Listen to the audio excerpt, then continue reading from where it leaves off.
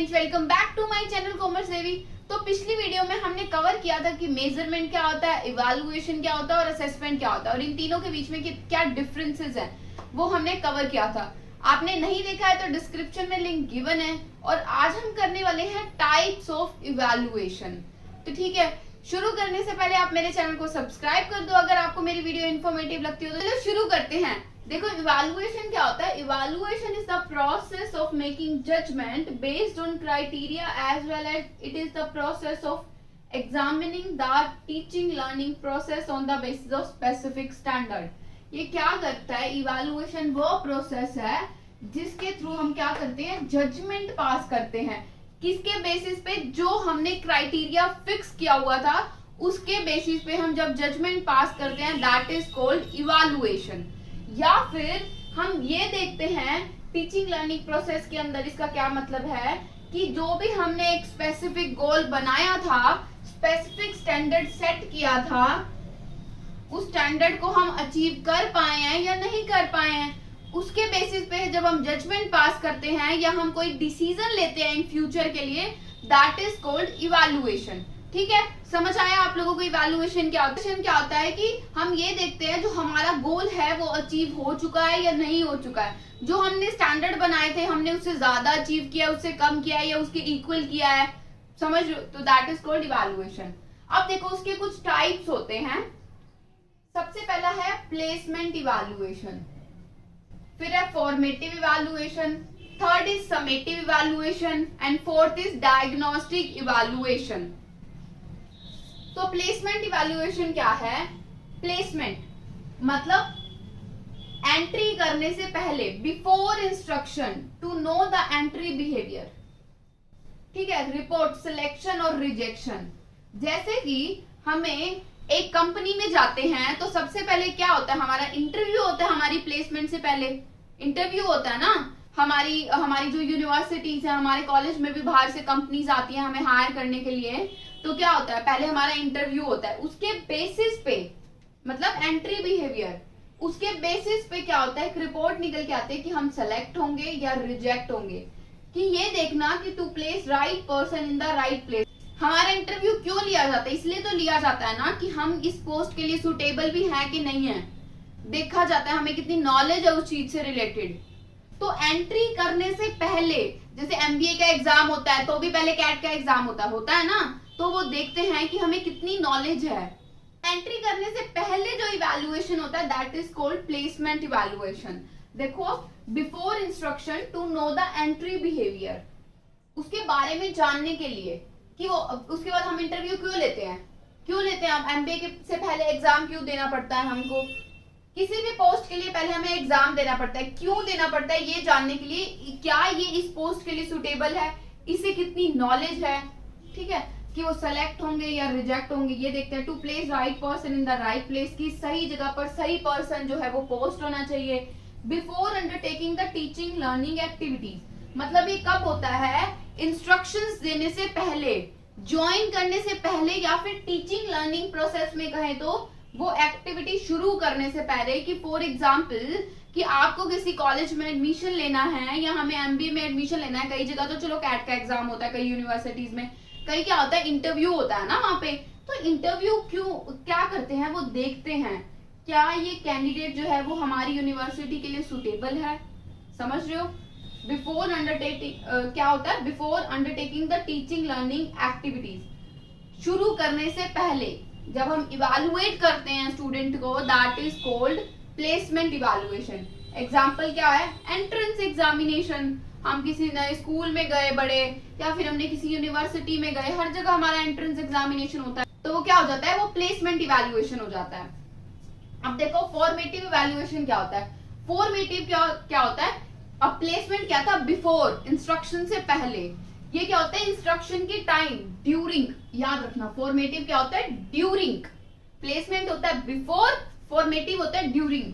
To know mastery over the content, ये देखने के लिए कि बच्चे ने कितना सीखा है, उसको कितना समझ आया है। जब हम टाइम टू टाइम ये चेक कर लेते हैं, that is called formative evaluation. मैं आपको एक एग्जांपल के थ्रू समझाती हूँ कि मैं आज आपको ये टॉपिक पढ़ा रही हूँ। ठीक है, अब मैंने कल आपसे इसके एमसीक्यू कराए, ये देखने के लिए कि आपने मेरी बात कितनी समझी कल की क्लास में, समझ रहे हो कि आपको टॉपिक कितना समझ आया। फिर हम उससे क्या फाइंड आउट कर सकते हैं, प्रॉब्लम फाइंड आउट कर सकते हैं कि मेरे पढ़ाने में दिक्कत थी या आपके पढ़ने में दिक्कत थी, कि मुझे अपना तरीका चेंज करने की जरूरत है या कोई और तरीके से आपको पढ़ाने की जरूरत है, या आपको ज्यादा ध्यान देने की जरूरत है कि मैं क्या बोल रही हूँ। तो हम प्रॉब्लम फाइंड आउट करते हैं कि क्या किसमें, मतलब टीचर सही से नहीं समझा पाया, स्टूडेंट सही से नहीं समझ पाया, तो हमें क्या मिलता है, हमें फीडबैक मिलता है उसका इसके थ्रू। ठीक है, तो ये कब होता है, ड्यूरिंग इंस्ट्रक्शन। या फिर मैं आपको पढ़ाते पढ़ाते मैंने एक स्टूडेंट को खड़ा करके क्लास में पूछ लिया, बताओ मैंने क्या बताया अभी, है ना, आपको कितना समझ आया, हम ओरली उससे पूछ लेते हैं, तो वो भी क्या हो जाता है, फॉर्मेटिव इवैल्यूएशन। ठीक है, आगे है provide feedback to the teacher to know the effectiveness and modification of teaching. इसे एज ए टीचर हमें ये भी पता लगता है कि हमें क्या क्या चेंजेस लाने की जरूरत है अपने अंदर, कहाँ कहाँ मैं सही से टीच करने में लैग कर रही हूँ, कहाँ आप पढ़ने में लैग कर रहे हैं, समझ रहे हो। तो ये क्या फीडबैक प्रोवाइड करता है। Feedback is a major thing in the formative evaluation. तो एग्जाम्पल क्या है, यूनिट टेस्ट, मंथली टेस्ट, तो ये किसके एग्जाम्पल है, वो फॉर्मेटिव इवैल्यूएशन के एग्जाम्पल है, कि ये देखने के लिए कि आपको कितना समझ आया, कि कैसे इंप्रूवमेंट करी जा सकती है आपके अंदर। इसका मेन पर्पस ही क्या होता है, इंप्रूवमेंट लाना, चाहे वो टीचर में हो या फिर स्टूडेंट में हो, समझ रहे हो।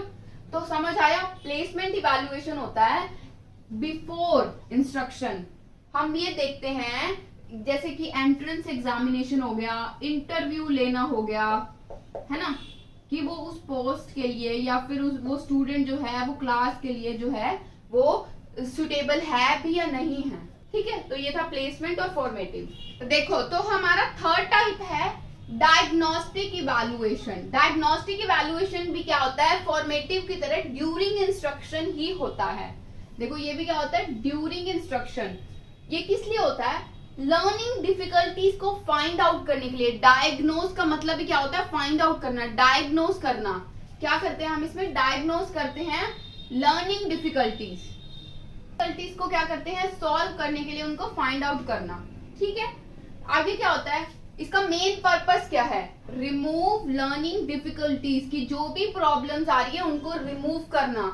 जो भी टीचिंग लर्निंग प्रोसेस में प्रॉब्लम्स आ रही है उसको रिमूव करते हैं। जब हम फाइंड आउट करते हैं तो वो क्या होता है, डायग्नोस्टिक इवैल्यूएशन। इसमें हम क्या करते हैं, हम इसमें बैकवर्ड देखते हैं, पीछे की तरफ, जो पीछे लर्निंग डिफिकल्टीज आ रही है, रेदर देन फॉरवर्ड। पीछे ही तो देख रहे हैं ना, जो प्रॉब्लम हो चुकी है, हम ये नहीं देख रहे क्या प्रॉब्लम्स आने वाली है, जो प्रॉब्लम्स आ चुकी है उसको देखते हैं। इसीलिए क्या है, look backward rather than forward. अब इसके एग्जाम्पल क्या है, जैसे हम सर्वेस करते हैं, स्टूडेंट सर्वे करा कि क्या क्या प्रॉब्लम आ रही है, आपको कैसा लग रहा है यहाँ का एनवायरनमेंट, किस किस चीज में दिक्कत आ रही है, टीचर में कोई प्रॉब्लम है, आपको कुछ समझने में दिक्कत आ रही है, या फिर कोई बाहर से शोर आ रहा है, कुछ भी हो सकता है। तो क्या करते हैं, क्या क्या डिफिकल्टीज आ रही हैं, तो एग्जाम्पल क्या हो गया, स्टूडेंट सर्वे। तो डायग्नोस्टिक इवैल्यूएशन का एग्जाम्पल है स्टूडेंट सर्वे। देखो नेक्स्ट इज समेटिव इवैल्यूएशन। देखो जो फॉर्मेटिव था ना वो क्या था, ड्यूरिंग इंस्ट्रक्शन। जो प्लेसमेंट था वो बिफोर इंस्ट्रक्शन था। जो डायग्नोस्टिक था वो भी ड्यूरिंग इंस्ट्रक्शन था।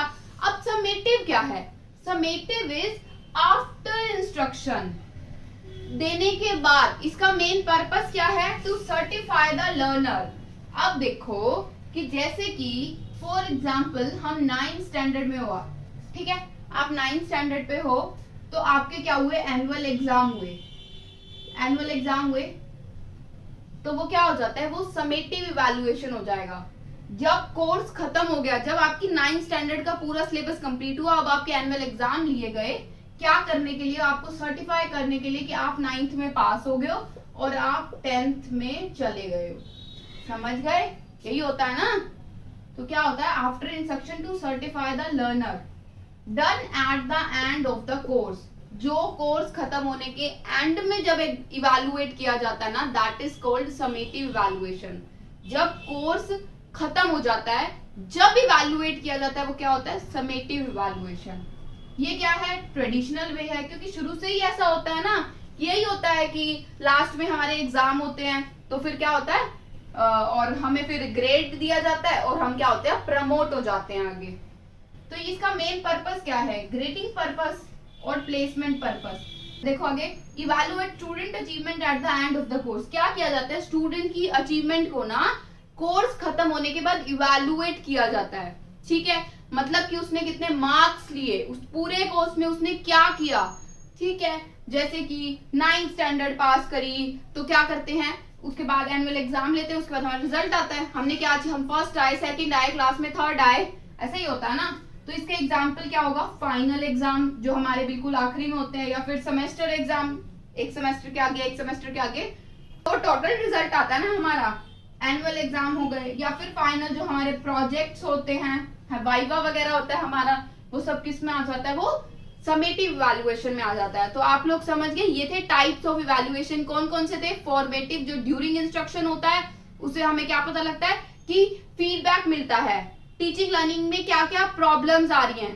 फिर आता है डायग्नोस्टिक। डायग्नोस्टिक क्या होता है, डायग्नोस्टिक में हम लर्निंग डिफिकल्टीज फाइंड आउट करते हैं, कैसे करके, स्टूडेंट सर्वे करके। प्लेसमेंट क्या होता है, बिफोर इंस्ट्रक्शन देने से पहले जब हम किसी चीज के अंदर एंट्री कर रहे होते हैं, जैसे एंट्रेंस एग्जामिनेशन, वो क्या होता है, placement evaluation. The fourth one is summative evaluation, जो at the end of the course होता है, आखिरी में, कि हमने क्या अचीव किया है, स्टूडेंट्स ने क्या अचीव किया, that is called summative evaluation. तो आई होप आपको समझ आया होगा। अगर आपको समझ आया तो मेरे चैनल को सब्सक्राइब कर दो ऐसे ही और वीडियोस देखने के लिए, और कोई प्रॉब्लम है तो कमेंट सेक्शन में कमेंट करके जरूर बताना।